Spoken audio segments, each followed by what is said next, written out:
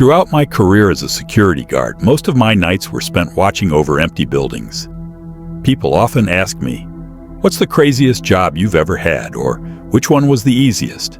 and "What's the scariest moment you've experienced?" Strangely, the answer to the last two questions is the same: a funeral home. People think I'm insane for saying this, alone, in the dead of night, surrounded only by the dead. But honestly, as long as you don't believe in ghosts, it's one of the calmest jobs you could ever imagine. No sane person would ever try to break into a funeral home. Sure, some caskets cost thousands of dollars, but only a truly desperate person would attempt to steal one. And they'd need ridiculous strength to even try.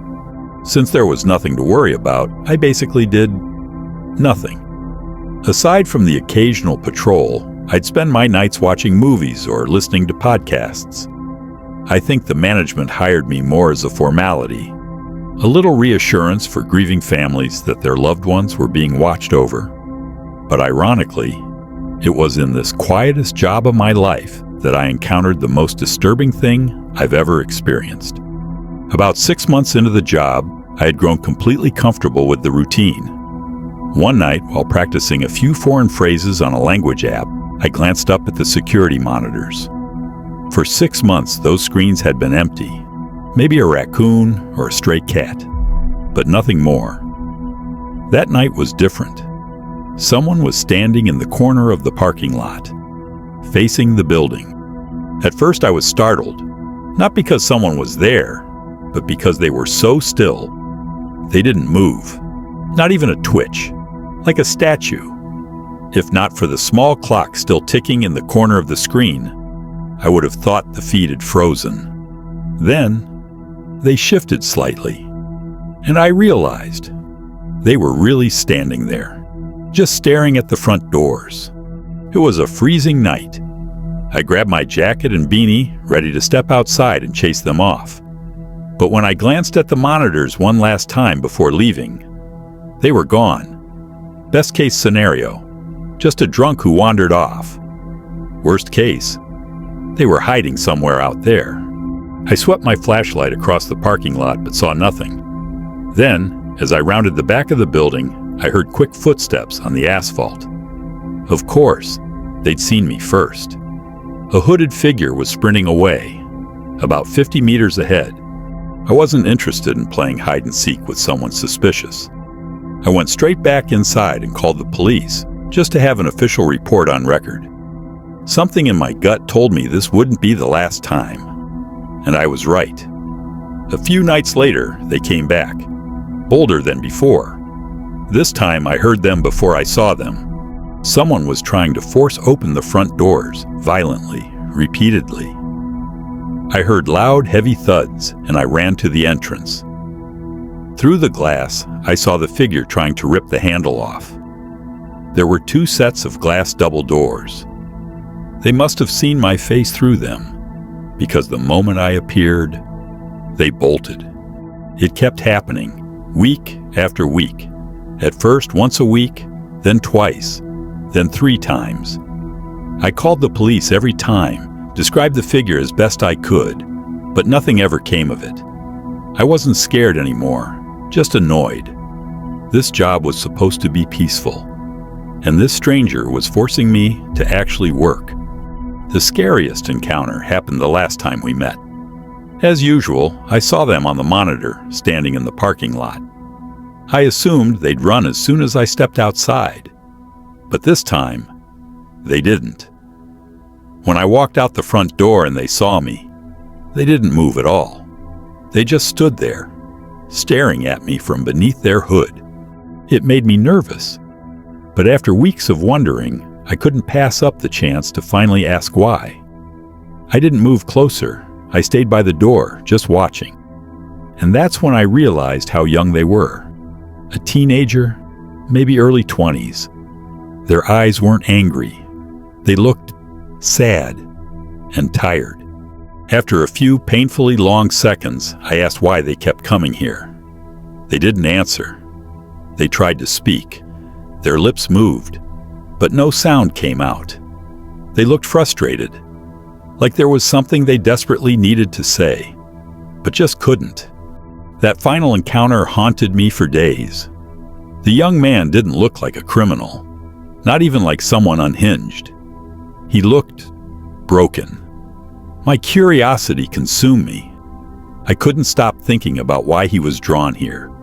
The next day, I decided to do more than just file another police report. I called the funeral home manager and told him everything, from the first appearance to the most recent encounter. Mr. Thompson, an elderly man with a gentle voice, listened quietly. When I finished, he was silent for a moment. "His name is Ethan," he finally said softly. "He's the son of one of our clients." I was stunned. He explained that a few months earlier, a young woman, Ethan's mother, had died tragically. She was buried here.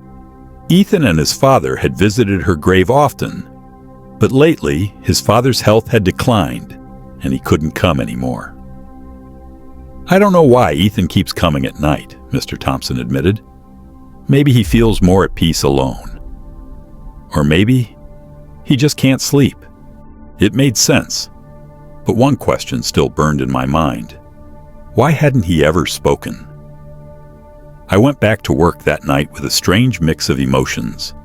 I hoped I'd see Ethan again, not to chase him off, but to talk. But weeks passed, and he never returned. The nights were quiet again, too quiet, and I found myself missing him, as strange as that sounds. About a month after that final encounter, I was patrolling the corridor one night when I heard something, a faint rustling from the viewing room. My heart started to pound. I knew it wasn't Ethan. He'd never gone inside before. I peeked into the room, and what I saw made my blood run cold. One of the caskets, which was supposed to be sealed shut, was slightly open, and from the gap, a pale, bony hand was gripping the edge, as if someone inside was trying to push their way out. I froze. I've never believed in ghosts, but what I was seeing defied every logical explanation. The hand trembled, then slowly began to move. I stepped back, but my legs wouldn't respond. I was rooted to the floor. Then, a voice, soft and trembling, came from behind me. She can't get out." I turned. Ethan was standing there, pale, terrified eyes locked on the casket. He pointed toward it. "My mother. She can't get out." And in that moment, the horrifying truth sank in. Ethan hadn't been trying to get in. He'd been trying to help her out. All those nights, he wasn't trying to talk to me. He was trying to talk to her. I didn't know what to do. I didn't know how to make sense of what I was seeing. Ethan looked so desperate, so convinced his mother was still alive in there. In the end, I didn't call the police. I didn't call the manager. I just stood there, with him. We both stared at that casket, its lid slightly ajar. I don't know how long we stood there. Maybe an hour, maybe more. Eventually, Ethan turned and walked away. He didn't say another word. Since that night, he's never come back. And I, the night guard, have never seen anything strange in that funeral home again. But I will never forget that night and the mystery of the hand reaching out from the coffin.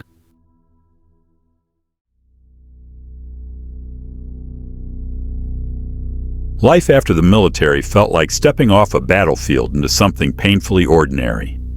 I was a soldier once, but now I found myself stumbling through civilian life. Thanks to an old Army buddy, I landed a job in private security. They even paid for my SIA license, this little card that basically gave me the right to work security in the UK. For a while, I drifted from company to company, climbing the ladder, trying to find where I belonged.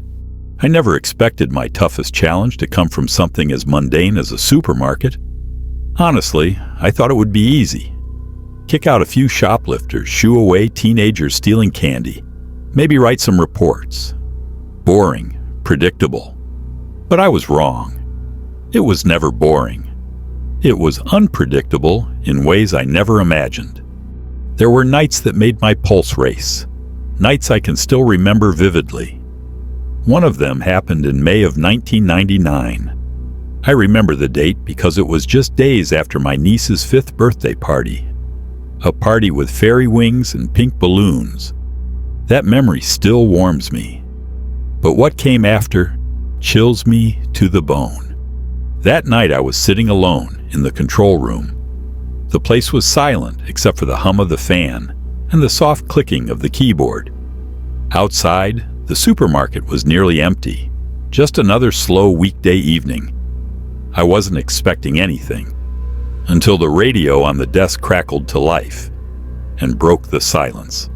It was Liam, my partner that night. A huge man, 6 feet tall, steady as a rock. I had never heard fear in his voice before, but now he was gasping, panicked. "There's something happening in the drinks aisle." His voice snapped through the static. I bolted from the control room and started down the endless aisles. The shelves towered on either side of me, shadows stretching between them. It felt wrong, too quiet. Then I heard it, glass breaking, faint shouts. My adrenaline spiked. A woman rushed past me with a shopping cart, her face pale, her voice trembling. "There's a barefoot man in there," she whispered. "He's threatening your friend with a bottle. He looks dangerous." At the far end, I saw it. Liam standing rigid, facing a man I'll never forget. He was barefoot, wearing a filthy long coat, and underneath it, a hospital gown. His eyes darted wildly, his hands shaking as he clutched a glass bottle like a weapon. "Don't come any closer," he screamed. Liam stayed still. He knew the rules. Never engage until backup arrives. But the second I joined him, the man began hurling bottles to the floor. One by one, they exploded into shards, the air filling with the sharp sting of alcohol and damp carpet. The smell was suffocating. I made a quick decision. "Liam, clear the area. Get the customers out, now." That left me alone with him. My voice was steady, though my chest tightened with fear. "What's going on, mate?" "Talk to me," I said gently, trying to keep him grounded. He whispered back, and his words still haunt me. "They put something inside me," he rasped. His voice cracked with pain. "I need to cut it out. I need to get it out." My stomach turned cold. Still, I tried logic. "What did they put inside you?" "Maybe we should go back to the hospital." That was a mistake. His face twisted with rage. "No, I'm not going back. You can't make me." He hurled another bottle, and it shattered against the tiles. The shards scattered dangerously close. I flinched, stepping back. I raised my hands, keeping my voice calm. "All right, no one's taking you back. I promise." It was a lie. I knew the police would do whatever they wanted with him. But right then, I just needed to stop him from hurting anyone, including himself. For a moment, he seemed to calm down. But then, he did something that froze my blood.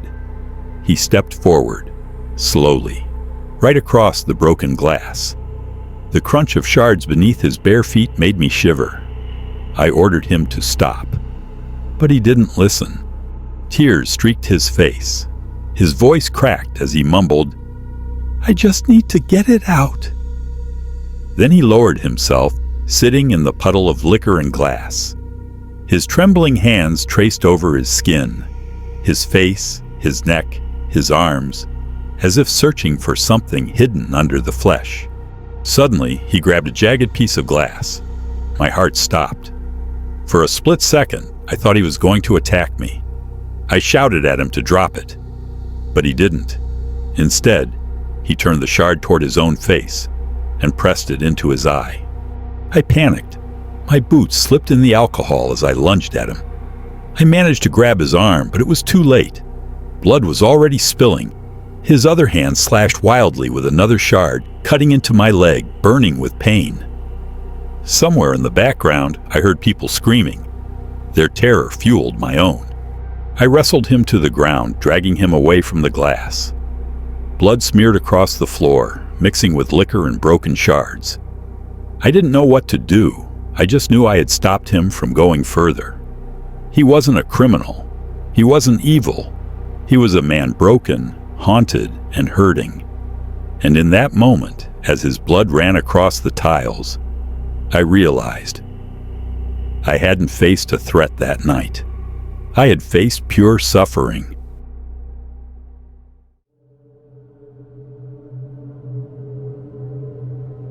My name is Frank. I used to be a deputy sheriff in Pima County, Arizona. 25 long years. I thought I had seen it all. Bar fights, shootings, political scandals. When I retired, I expected peace and quiet. But instead, I took a job as a night security guard at a storage facility on the edge of Tucson. The place was quiet. Too quiet sometimes. Just me, my coffee, and the distant howls of coyotes. My shift started at 10 p.m. and dragged into the early morning. Most nights, nothing happened. A car might show up once in a while, someone grabbing boxes or furniture from their unit. I thought it would be the easiest job I ever had. Read a book, walked the grounds, collect my paycheck. But I was wrong. One night, around 2:30 a.m., a massive black SUV pulled up to the gate. It looked out of place, too clean for the dusty roads around here. 4 men got out, well-dressed, pressed shirts, tailored pants, not quite suits, but definitely expensive. One of them, older than the rest, walked straight toward my office. His face carried a polite smile, but his eyes were cold. "Good evening," he said softly with a faint Spanish accent. "We have Unit 27. Urgent business." He introduced himself as Javier. I'd seen men like him before, men who carried power, or at least believed they did. Something about him set off alarms in my head. A storage unit at 3 in the morning, with 4 men in expensive clothes. That wasn't normal. "Unit 27? I haven't seen you here before," I told him, pretending to check the logbook. "Just a few weeks ago," Javier replied with a smile. "We're from out of town. Some business to finish here. I hope this isn't an inconvenience." I nodded slowly. "Not at all. Rules are rules. Enjoy your business." I watched them head toward Unit 27, tucked away in the far corner of the facility. Through the cameras, I saw them unlock the door and carry in a few boxes. At first, I told myself it was nothing unusual. Maybe they were antique dealers, moving merchandise. I wanted to believe that. But then, I saw something that froze me. On the screen, another man appeared, someone who hadn't arrived with them. He stumbled out of the unit, his wrists tied together. He looked weak, barely able to stand. 2 of the men grabbed him and dragged him into the SUV. My instincts, those old instincts I thought I'd buried, kicked in. This wasn't a robbery. It was something far worse. And then I smelled it. Even through the faint memory on my clothes, in my head, I knew it. The metallic, unmistakable smell of blood. I tried to rationalize. Maybe he was drunk. Maybe he was sick. But deep down, I knew the truth. The way his body sagged, the way he didn't resist. It wasn't sickness. It was surrender. I grabbed my flashlight and headed toward Unit 27. The night air was cool, but with each step, I caught that faint, rusty odor. The closer I got, the stronger it became. My stomach twisted. Finally, I reached the unit. The lock hung open. The door was cracked. I took a deep breath and pushed it wide. The smell hit me like a wall. Not decay, but fresh, sharp, metallic blood.